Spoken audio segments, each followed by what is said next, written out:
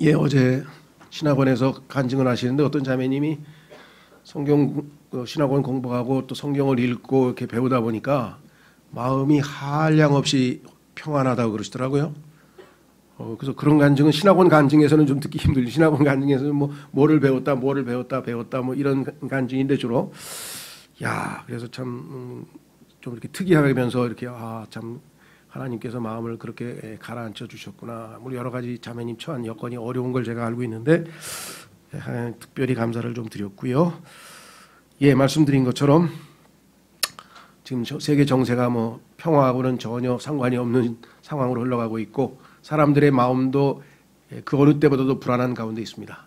기후 변화를 포함해서 하여간 팬데믹을 포함해서 경기 침체를 포함해서 하여간 지금 일어나고 있는 현상 하나하나가 정말 웬만한 요즘 말로 멘탈이 강하지 않은 사람치고는 정말 편안하게 살기가 어려운 시대인데 우리 그리스도인이야말로 평화의 통치자이신 예수 그리스도를 안에 모시고 우리의 생각을 그분께 고정시키시면 완전한 평강으로 우리를 지키신다는 약속을 믿고 우리가 믿는 구석이 있으니까 우리가 평안하게 살지 믿는 구석도 없이 아무 대책도 없이 그냥 우리가 무슨 도사입니까? 괜찮아 만사가 순리대로 살면 되지 이러고 삽니까? 그건 아니죠. 다 마음속으로 불안해하는데 정말 그리스도인으로서 누리는 많은 복 중에 이 화평의 평강의 복이야말로 정말 오늘날 이 시대에는 특히 감사하지 않을 수 없는 것 같습니다. 예, 제가 이렇게 썼어요. 오늘 보니까 평화의 통치라고 예수님의 타이틀 중에 하나가 나와 있고요. 그래서 그분이 오시면 정권이 그분의 권력, 그분의 통치가 그다음에 화평의 번창함이 끝이 없어요. 영원토록 태평성대가 이루어진다는 겁니다. 예수 그리스도께서 오시면. 왜? 그분은 평화의 통치자이시기 때문에 그렇습니다. 이 세상의 그 어떤 독재자나 이 세상의 그 어떤 통치자하고는 차원이 다른 고차원의 통치를 이루시고 태평성대를 이루실 것이다 라고 우리는 약속받고 있습니다. 제가 그래서 앞부분에 이렇게 썼습니다. 창세기 3장 9절에서 하나님께서는 네가 어디 있느냐 하고 아담에게 물으셨습니다. 죄를 짓고 하나님으로부터 도망갔어요. 같이 맨날 산책하던 아이가 올가 버렸어. 물론 다 알고 계시죠. 그래도 직접 물어보셨어요. 네가 어디 있느냐. 하나님께서 인간에게 한 첫 번째 질문이 네가 어디 있느냐. 이 세상에 있는 모든 인간은 이 질문에 답해야 됩니다. 네가 어디 있냐 지금. 있어야 될 곳이 어디인데 어디가 있냐 이거죠. 그렇죠? 보통 심각한 질문이 아닙니다. 내가 어디 있느냐를 제대로 답변하면 나중에 영원토록 하나님과 그분과 함께 옆에 있을 거고요. 아니면 영원한 분리를 체험하겠죠. 이에 아담은 내가 동산에서 하나님의 음성을 듣고 벌거벗었으므로 두려워하여 숨었나이다. 죄짓기 전까지는 하나님 음성이 들리면 아이고 하나님 오셨습니까? 하면서 반갑습니다 하고 인사를 하든 하여간 그렇게 기뻐했어야 될 상황에 두려움이 엄습했다. 이것이 인간 비극의 원천입니다. 모든 인간의 비극은 여기서부터 시작이 된 거예요. 그렇죠? 엄마가 얘야 그랬는데 뭐예요? 어휴 하면서 무서워서 도망가면 걔하고 가족 화평은 깨진 거죠. 그렇죠? 엄마 아버지의 음성이 막 기뻐야 되는데 뭔가 잘못을 저질러 가지고 두려워 가지고 그만 슬슬 피하고 그죠? 집에만 오면 그냥 지방으로 들어가서 문은 꼭 잠가 가지고 그냥 철카닥 해가지고 못 들어가게 만들고 왜? 얼마 얼굴 보는 게 불편하니까 뭔가 잘못했죠. 인간도 똑같은 상황에 처해 있습니다. 사람들은 그래서 하나님 얘기만 나오면 막 얼굴을 찡그리거나 그런 얘기 하지 말라고 막 불편하다고.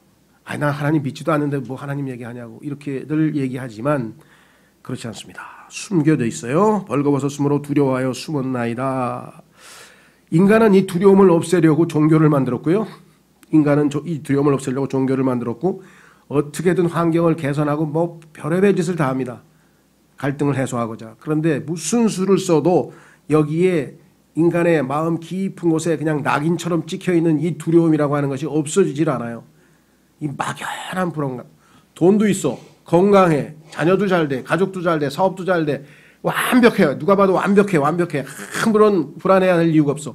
그런데 저 시면의 깊은 곳에 애매하게 말할 수 없는 뭔가 막연한 불안감.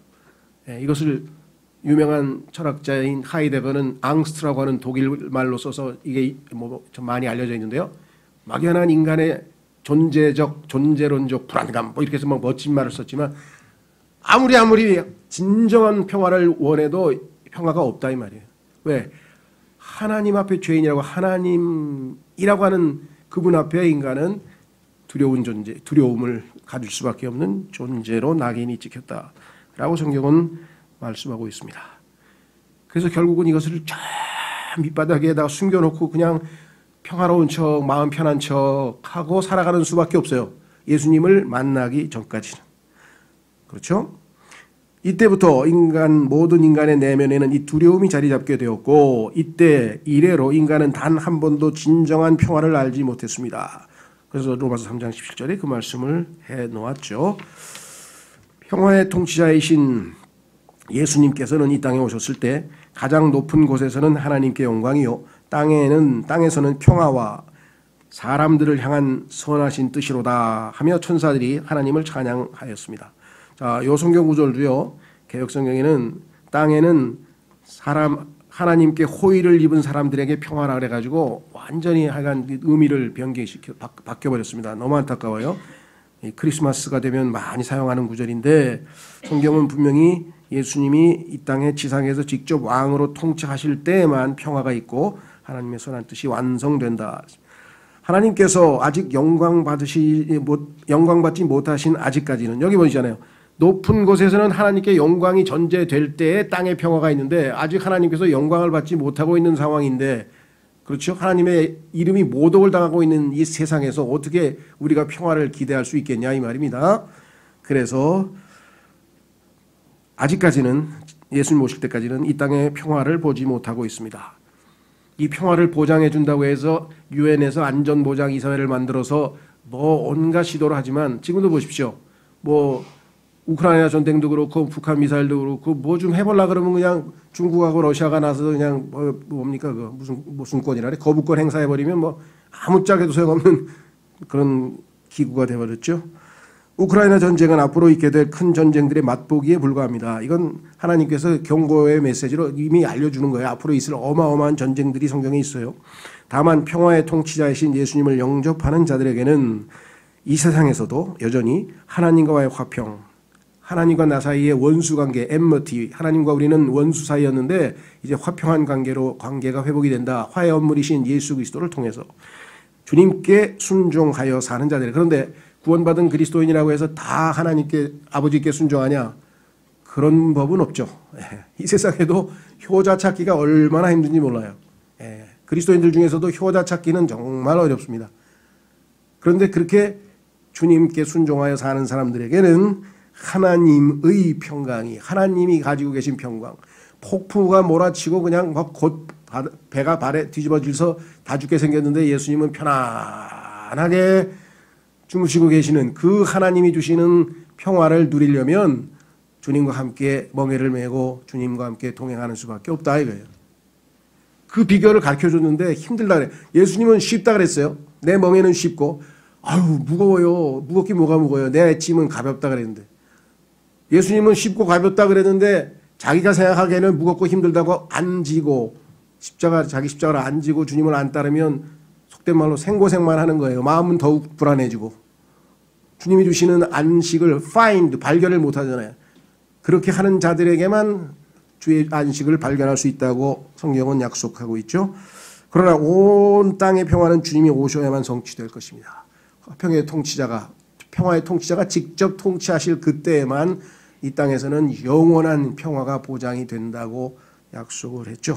그래서 오늘은 화평의 통치자이신 평화의 통치자이신 이 우리말로는 화평, 평화, 평강 이 똑같은 영어 피스라는 단어를 여러 개로 번역을 했기 때문에 양해하시고요. 자, 첫 번째 우리는 여기는 화평이라고 했는데 화평의 길을 알지 못했습니다 라고 성경에 써있네요. 이것은 우리가 죄인이었을 때는 이 땅에 그 누구도 진정한 화평을 알 수 없다 그랬죠. 왜? 마음의 근원적인 불안감을 가지고 있으니까.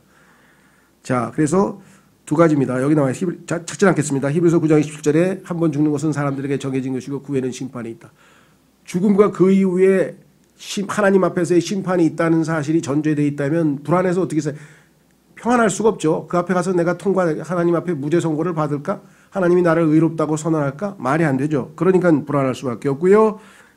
뿐만 아니라 요한복음 3장 36절에는 예수님을 믿은 사람에게는 이제 하나님과 화평을 누리는데 믿지 않은 사람들 위에는 하나님의 진노가 머물러 있다고 성경에 있으니 하나님의 진노가 항상 자기 위에 있는데 어떻게 마음이 편하겠냐 한번 생각을 해보시라 이 말씀이죠. 두 번째, 믿음으로 의롭게 되어 하나님과의 화평을 누리게 되었습니다. 그렇습니다. 하나님과 화평을 누리는 방법은 딱 하나예요. 하나님께서 제시하는 방법대로 하면 돼. 내 아들을 내가 내 죄값으로 속전으로 내어주었으니 내 아들을 믿으라. 그러면 내가 내 아들을 사랑하는 거로 내 아들을 믿은 자들을 다 사랑하겠노라. 이렇게 말씀하셨어요.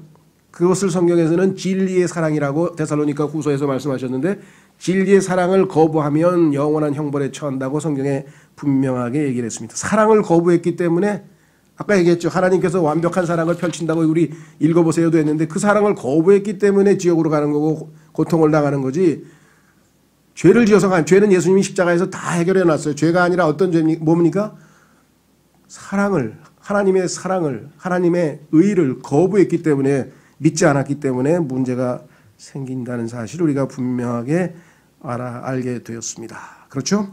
하나님 앞과 나 사이에 아무런 문제가 없다. 예수님이 중간에 중재자로 변호자로 딱 서 계시기 때문에. 그래서 요한 1서에서는 예수님은 화해 헌물이 되셨고 고린도후서에서는 우리도 화해의 사역을 맡은 예수님의 대사가 되어서 어디를 가든 하나님과 죄인들을 화해시키고 하나님의 화평을 전달하는 전달자의 역할을 우리에게 맡기셨다라고 성경은 말씀을 했습니다. 그렇죠? 에베소서 2장 14절 하나 찾겠습니다. 에베소서 2장 14절. 우리 안에 들어와 계신 예수님은 우리의 화평입니다. 우리가 마음이 편안할 수 있는 이유는 우리 안에 들어오신 분이 화평이시기 때문에 그래요. 그 화평이 우리 안에 들어와 있는데 어떻게 불안할 수가 있겠느냐? 에베소서 2장 10절 아니야 14절 주소 아니야 잠깐만요. 맞네요. 14절. 2장 14절. 에베소서 2장 14절. 그분은 우리의 화평이시니라. 예수 그리스도. 그분께서 둘을 하나로 만드사 우리 사이에 중간 분리벽을 허무시고 물과 기름 같은 이방인과 유대인 사이도 화평케 하셨던 예수 그리스도의 그 피라고 한다면 이 세상에 그 어떤 누구와도 우리가 화평하지 않을 수 있겠는가. 그래서 우리의 화평, 나의 화평, 예수 그리스도가 우리 안에 계신다. 그렇죠? 예. 자, 그러면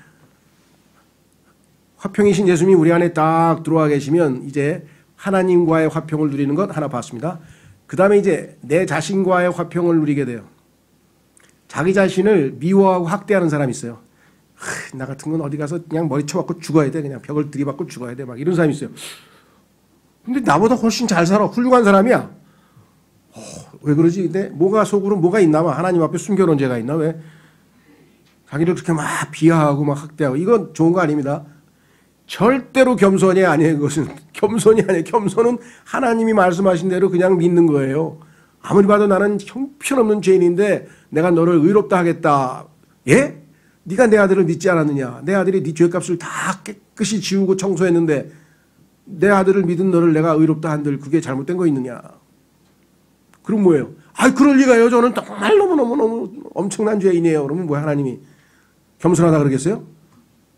교만한 거. 하나님을 안 믿는 거잖아요. 하나님을 안 믿는 거. 믿기 전에야 우리가 정말 형편없는 죄인이라는 걸 인정하죠. 그리고 과거에 그런 죄인이었다는 그 출신도 기억하지만 하나님의 말씀을 우리가 받아들이게 되는 겁니다. 그렇죠? 예. 그래서 사람들은 마음이 불안하니까 어떻게 해요? 이걸 어떻게든지 좀 바로 잡으려고 애를 써. 그것을 종교와 심리학으로 해결하려고 그래요. 믿는 사람들은 뭐 종교만 들어가지고 해보려고 그러고요. 그 다음에 요즘엔 심리상담, 뭐 정신상담, 온갖 정신 분석학을 해가지고 그것도 안 되면 이제 어떡합니까? 예, 최면도 걸고 그 다음에 뭡니까? 이 마약도 하고 그냥 어떻게든지 하여간 마음을 가라앉혀 보려고 하지만 아까도 말씀드렸지만 불가능하다고 말씀했습니다. 그렇죠? 세 번째, 자기 자신과 화평을 마음이 편안해지면요. 다른 사람하고 싸울 일이 없어. 뭔가 안에서 부글부글 끓고 뭔가 불안하고 그러니까 다른 사람하고 싸우지. 마음이 편하고 기쁜데 누구랑 싸웁니까? 건드려봐야 뭐 싸웁니까? 뭐 그럴 수도 있지. 그래 알았어. 네 말대로 해. 그래 네가 옳은 것 같아. 싸울 일이 없어요. 싸울 일이 없어요. 다른 사람과의 화평. 그런데 이 사회는 사람과 사람 사이에 막 어마어마한 갈등이 있어요. 뭐 특히 가족 간에도 막 얼마나 힘듭니까? 그래서 그냥 다 혼자 살라 그래. 요즘에 뭐 나 혼자 산다. 진짜 내가 볼 때는 도피처 중에 도피처. 그지? 자기가 딱 사요. 오피스텔. 옛날에 카프카라고 하는 그 유명한 그 문학하는 사람은 성이라 해서 캐스. 자기가 성을 하나 탁 만들어가지고 거기에 갇혀서 그냥 자기가 신이야. 그냥 마음대로 하고 싶은 대로 다 해. 놀고 싶으면 놀고 먹고 싶으면 먹고 뭐 얼마나 좋아요. 그죠? 카프카의 성. 자기가 갇혀서 자기 안에서 자기가 사는 건 행복한 것 같지만 그것이 얼마나 불행한가. 교도소나 정신병원에 가면요. 전부 다 자기만 알고 살다가 미쳐서 온 사람들이 90%가 다 뭐예요. 남에 대해서는 일체 신경을 안 쓰는 사람들이 다 정신병에 걸리게 돼 있다. 데이터로 과학적으로 나와 있어요. 근데 늘 남을 생각하고 다른 사람을 도와주려고 어떻게 하려고 하는 사람은 항상 행복해. 성경에 하나님이 정해놓은 원칙인데 이 원칙이 바뀝니까? 이게 법인데 법이 바뀝니까? 이 법은 안 바뀌어요. 예수님 안 믿는 사람도 그래요. 어디 가서 봉사하고 막 착한 일하고 막 이러면 기쁘다 그러고 막 처박혀가지고 게임 가고 그냥 게임 이거만 하고 막 혼자서 처박혀 있으면은 당연히 불행해지는 거죠. 자, 그래서 다른 사람과 화평을 누린다. 이거 보통 심각한 좋은 일이 아닙니다. 사람 보는 눈이 달라지잖아. 야, 내가 보기에는 객관적으로 보면 인간 쓰레기야 저 사람은. 야, 저게 인간이야? 근데 하나님은 왜 저런 사람도 만들었을까? 아, 저런 사람도 예수님만 믿게 되면 새로운 창조물이 될 가능성이 있는 거지. 그러면 예수님의 형상을 닮아가고 야, 하나님께서는 그 가능성을 보셨구나. 아, 그렇다면 나도 가능성을 봐야지. 딱 보는 순간 뭐예요? 그 사람을 보는 순간 아우 싫어하다가 가능성을 보면 뭐예요? 소망이 생기지. 그래 예수님 믿을 때까지만 참자. 바뀌죠 나중에. 야, 어떤 사람이 저렇게 바뀔 수가 있어요. 자, 그래서 심리학, 사회학, 뭐 온갖 학문을 동원해가지고 뭐 해결하려고 해봐야 갈등이 해결이 안 된다는 사실 우리가 잘 알고 있죠. 자, 그래서 우리는 이제 네 번째, 두려움, 염려, 불안, 낙심, 증오, 시기, 질투, 뭐 하여간 뭐 이 정신과에서 뭐 그 붙여놓은 이름들이 보면 셀 수도 없이 많아요. 그래서 오늘날 보면 정신과 의사들이 요즘에 무슨 뭐 예능에도 나와가지고 막 뭐 상담을 해주고 무슨 뭐 오은영인지 그냥 그 양반은 또 오지랖이 어떻게 옷이 이제 보니까 옷이구나. 오지랖이 얼마나 넓은지 막 안 하는 게 없어. 막 청소년 됐다, 막 부부 상담 됐다가 그냥 뭐 했다가 저렇게 바쁘게 지내면 내가 부부간의 관계가 안 좋을 것 같은데. 남편 뭐예요? 심심해서 그냥 그렇게 많은 방송에 출연해가지고서는 도대체 시간이 있을까? 그리고 상담도 그 뭐 매너리즘 그 얘기가 그 얘기 할 거 아니에요. 뭐 깊이 생각은 해보겠어요? 저건 너무한데. 인기를 타니까 뭐 데려다가 이제 뭐 시청률이 나오니까 그러겠죠. 그 사람 나가면. 또 있어요. 뭐 무슨 뭐 하여간 여러 사람이 있어 보니까 요즘 막 정신과 의사들이 스타 하는 사람들이 많어. 그 얘기는 세상 사람들이 점점 불안해지고 뭔가 상담을 원하고 자기 마음을 가라앉혀줄 누군가를 필요로 하고 있다는 필요성이겠죠. 그렇죠. 자, 요한복음 14장 27절로 가겠습니다. 예수님이 하신 말씀만 들으면 아이고 그런 데까지 갈 필요가 없는데 예수 그리스도께서 우리에게 말씀해 주셨죠. 이 세상에 그 누가 나에게 진정으로 화평을 주겠어요. 예수님뿐이 없어요. 예수님. 그 예수님 뭐라고 말씀하셨나? 이렇게 말씀을 했습니다. 요한복음 14장 27절에 내가 너희에게 평안을 남기노니 곧 나의 평안을 너희에게 주노라. 세상이 주는 것과 달리 세상에 주는 것하고 달라. 그러니까 이 평안을 누려라. 내가 너희에게 주노니 너희는 믿는 사람입니다. 너희는 마음에 근심하지도 말고 두려워하지도 말라. 근심도 가질 필요가 없고 두려워하지도 말라. 여러분이 근심하고 두려워하면요 명령 불복종에 걸리는 거예요. 그렇지 않아? 예수님이 그러지 말라 하는데 그럼 어떻게? 나를 못 믿어? 그래 예수님을 못 믿는다는 얘기겠죠. 예, 즉시로 불안해지고 그러면 바로 아무것도 염려하지 말라는 하나님의 말씀에 순종하겠습니다 하고 주님께 기도를 드리면 되겠죠. 그래서 여기 빌립보서 4장 6, 8절은 찾지는 않고요. 거기에 나와 있는 단어 하나만. 그것은 뭐냐? 하나님의 평강이에요. 자, 영어로 얘기해서 죄송합니다. 이해하기가 쉬우니까. 아까 얘기했을 때는 예수님을 믿는 순간 하나님과 나 사이에 깊은 죄가 가로막혀서 관계가 악화되고 원수 사이였는데 이게 깨지면서 하나님과 함께 with God 하나님과 함께 화평을 누리는 관계로 바뀐 것은 구원이고 그 이후에 매일매일의 삶에서 어떤 상황에서도 하나님께 순종하고 하나님을 마음에서 계속해서 거하시도록 하면 하나님의 평강이 아까 얘기했죠. 파도가 치고 막 태풍이 불어오고 막 배가 막 뒤집힐 판인데 예수님은 편안하게 쉬고 있습니다. 그렇죠? 예, 물가는 올라가고 막 전쟁을 한다 그러고 뭐 그냥 월급은 안 오르고 막 또 애들은 뭐라고 그냥 모든 주어진 환경이 막 요동치고 있는데도 평안을 누릴 수 있는 것은 바로 예수 그리스도께서처럼 하나님이 주신 평안을 누리는 거죠. 그래서 하나님의 of God, with God 이건 구원받을 때 이미 우리가 가지고 있는 거예요. 그러나 of God 이건 매일의 순종에 따라서 매일매일의 삶의 결정에 따라서 우리가 누릴 수도 있고 누리지 못할 수도 있다는 사실을 그리고 빌립보서 4장 6절에는 그 하나님의 평강을 누릴 수 있는 비결을 주셨다. 한 구절 더 찾겠습니다. 이사야서 26장 3절 여기도 역시 완전한 평강 어떤 상황에서도 평안하게 살 수 있는 엄청난 비결이 여기 들어있어요.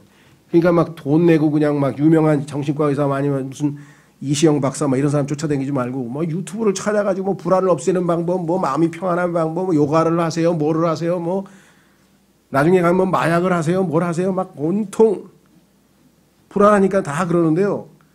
어떤 상황에서도 마음이 편안해. 어떻게?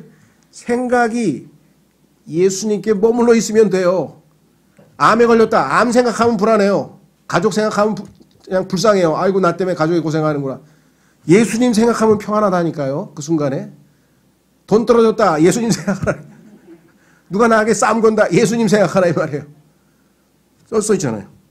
26장 3절. 이사야서 26장 3절. 주께서는 생각을 주께 고정시킨 자를 완전한 평강으로 지키시리니 이는 그가 주를 신뢰하기 때문이니이다. 너희는 영원토록 주를 신뢰하라. 주 여호와 안에 영존하는 능력이 있도다. 이 말씀을 거짓말로 하셨겠어요? 확실한 약속이죠. 이 말씀을 믿고 주님께 생각을 고정시켰는데 그래도 불안하다. 그러면 따져야지 하나님께. 그럴 리가 없죠. 예. 수백 번 실험을 해보세요. 다 한 번도 그렇지 않은 적이 없어요. 완전한 평강을 금방 회복할 수 있습니다. 시험해 보시면 자 마지막이 아니고 다섯 번째. 주님의 멍에를 메고 주님께 배울 때 혼의 안식이 보장됩니다. 그렇습니다. 아까도 말씀드렸죠. 마태복음에 보면 초청장이 왔어요. 하나님께서 초청장을 보냈어요. 수고하고 무거운 짐진 자들아 다 내게로 오라. 내가 너에게 안식을 주리라. 오기만 하면 받으면 돼. 그냥 선물이야. 선물 다 받았어. 그래서 신나서 야 평안하다. 안식을 누리고 있는데 보니까 뭐 뒤가 이상해서 딱 펼쳐보니 뒤에 또 초청장이 와 있어. 나는 마음이 온유하고 뭐예요? 겸손하니 내게 와서 배우라. 이번에는 배우래. 그냥 주는 게 아니고 배우래. 그리고 내 멍에를 지고 그렇죠?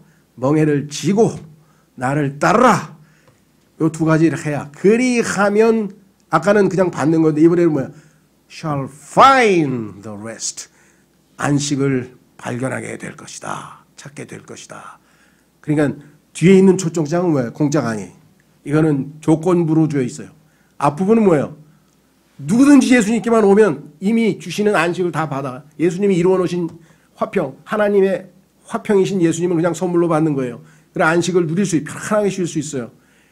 그러나 두 번째 나와 있는 안식을 발견하려면 매일매일의 삶에서 두 가지를 해야 되는데 하나는 예수님께 배워야 돼요. 온유하고 겸손하신 예수님께 와서 배워야 돼요. 그 다음에 자기 십자가를 지고 즉 예수님과 함께 멍에를 메고 따라가야 돼. 예수님을 따라가기 힘든다. 아닙니다. 내 멍에는 뭐예요? 쉽고 내 짐은 가벼우니라. 이 약속까지 해주셨어요. 그렇죠. 제일 안타까운 게 그리스도인으로서 평안을 누리지 못하는 거야. 하나라는 간 확신이 있대. 왜? 예수님이 내 대신 다 해놨으니까. 그건 확실히 믿는데. 근데 왜 매일매일 불안해요? 그래도 지금 돈 떨어졌잖아요. 애가 아픈데 어떻게 안 불안해요? 우리 아저씨 이것이 잘릴 것 같아. 어떡하지? 막. 그런 사람이 어디 한둘이에요 이 세상에. 그렇죠. 생각이 주님께 머물러 있어요. 네, 주님께서 모든 걸 책임지신다 그랬어요. 오늘 내일 미래 항상 일정하신 분께서 우리를 절대로 버리지 않는다고 히브리서 13장에 약속했어요. 하나님의 약속 두어 개만 붙들고 딱 기도하고 이 말씀을 신뢰합니다. 주님 감사합니다. 이러면 그냥 싹 해결될 일을 분명하죠. 자, 그래서 우리는 주님의 약속을 붙들자. 마지막으로 우리 개개인에 적용될 것 말고도 이 온 세상에 진정한 평화를 가져오실 분은 예수 그리스도 한 분입니다. 오는 세상은 성경에 보니까 세상이 세 가지가 있어요. 전에 있던 세상, 창세기 1장에서 1, 2절, 창세기 3장서부터 지금 예수님이 오실 때까지 그것을 현재 악한 세상, 악한 현 세상, 세 번째는 오는 세상, 예수님이 오셔서 세운 세상 태평성대라고 아까 말씀드렸죠. 누가복음 2장 11절에서 14절까지, 거기 11절만 나와 있네요. 14절까지 한번 읽겠습니다. 예수님이 오셨을 때 약속되어진 그 위대한 약속이 드디어 예수님의 재림과 더불어 성취될 것입니다.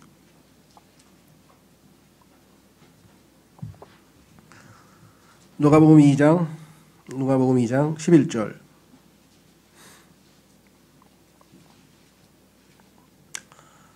예, 10절서부터 보겠습니다. 거기 큰 기쁨의 좋은 소식이라는 표현이 나오니까 10절서부터 천사가 그들에게 이르되 두려워하지 말라.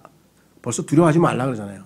두려움 이제 없어. 너희 그 하나님 앞에서 두려워하는 그 두려움 이제 없어질 수 있어. 보라 내가 온 백성에게 미칠 큰 기쁨의 좋은 소식을 너희에게 가져왔노라. 이날 다윗의 도시에 너희를 위해 구원자 곧 그리스도 주께서 태어나셨느니라. 이것이 너희에게 표적이 되리니 곧 너희가 포대기에 쌓여 구유에 누인 아기를 보리라. 하매 갑자기 하늘의 군대의 무리가 그 천사와 함께하며 하나님을 찬양하여 이르되 가장 높은 곳에서는 하나님께 영광이요. 아직은 아닙니다. 예수님이 오실 때 이루어질 일이에요. 땅에서는 평화와 사람들을 향한 선하신 뜻이로다 하니라. 이 평화가 예수 그리스도께서 이 땅에서 성취하실 평화입니다. 아까 우리 실제적으로 이 평화가 구체적으로 어떻게 이루어질 것인가 한 구절 읽고 마치겠습니다. 그리고 주의 만찬에 참여하겠습니다. 이사야서 2장에 가면은 실제적으로 말씀하신 그 평화가 어떻게 구체화되느냐, 실제적으로 이 땅에서 어떻게 이루어지느냐. 이사야서 2장.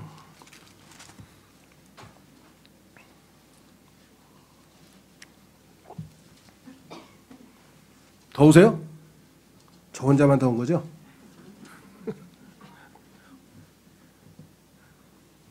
뒤늦게 갱년기가 오는 건 아닌 것 같고. 네.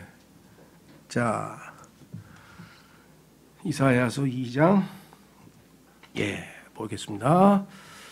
2절 마지막 날들에, 성경에서 마지막 날들은 교회 시대가 끝나는 무렵서부터 시작해서 환란 시대로 들어가는 건데요. 자, 마지막 날들에 예수님이 오셨어요. 드디어 환란이 끝나고 주의 집의 산이 산들의 꼭대기에 굳게 세워지며 시온산 작은 산들 위로 높여지리니 모든 민족들이 그곳으로 흘러들어가리라. 주변에 있는 모든 작은 산들은 지진에 의해서 다 가라앉아서 평야가 되어버린다고 계시록에 암시되어 있죠. 많은 백성들이 가며 이르기를 너희는 오라.